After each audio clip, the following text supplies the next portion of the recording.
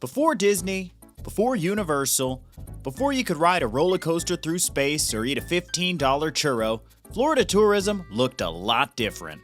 Welcome to Jacksonville's own Florida Ostrich Farm, where the birds were fast, the hats were feathery, and the vibes were downright bizarre. Now, it all started around 1898, when someone in Jacksonville looked at an ostrich and thought, you know what? That thing needs to pull a cart. The Florida Ostrich Farm first spread its wings on Talleyrand Avenue and Jessie Street, but later strutted its way to South Bank, near what's now Treaty Oak Park. Back then, it was prime real estate for weird, wonderful entertainment. It was the spot. Families, tourists, and curiosity seekers alike would come from all over just to check out the strangest attraction in town. And what'd you do there? Well, you rode ostrich-drawn carts for one.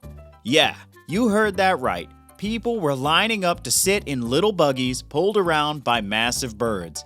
And not just sitting in them either. You could race them motherfuckers. Compete, bet, cheer. If social media had been around back then, I swear this place would have broken the internet.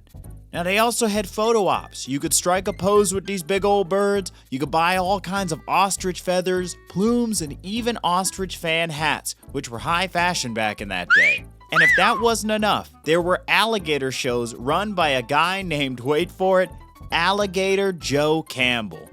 The original Florida man? Quite possibly. We could dig into him later. But that was just the appetizer. So in 1907, Dixieland Park opened right next door, billed as the Coney Island of the South, and it was epic. This place had it all. A 160-foot wooden roller coaster, hot air balloon rides, vaudeville acts, exotic animals, swimming pools, and even a beach for bathing. And if that wasn't enough to knock your socks off, they booked big names. Annie Oakley performed there. John Philip Sousa brought his band. They even shot silent films right on site. And the kicker? It cost just 10 cents to get in. A dime! You can't even put air in your tire for that anymore. And oh yeah, the ostrich farm was included absolutely free! But as all good things go, Dixieland Park didn't last forever.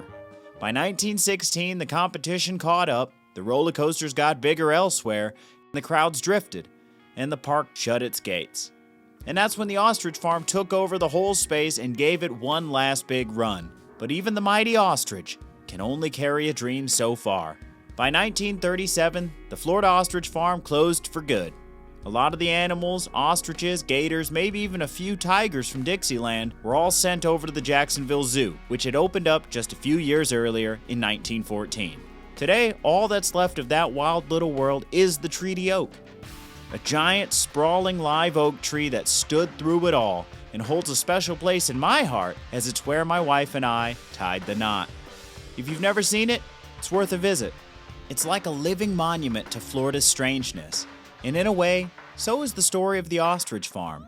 Because it reminds us that Florida didn't become the theme park capital of the world by accident. Nah, we earned that reputation by starting with bird races and alligator rides. Oh, and let's not forget the farm's feathered superstar, Oliver W. Jr. This ostrich was a local celebrity, known for pulling carts and dazzling crowds. Move over, Mickey. Oliver walked so you could run. Or clean a magician's house with fancy hat or whatever. So thanks for joining me on this Floridian trip through time. If you liked it, be sure to follow, like, subscribe, and ding the bell. Maybe share it with the strangest person you know. Until we meet again, I'm Max from Jax, and I'll see you next time.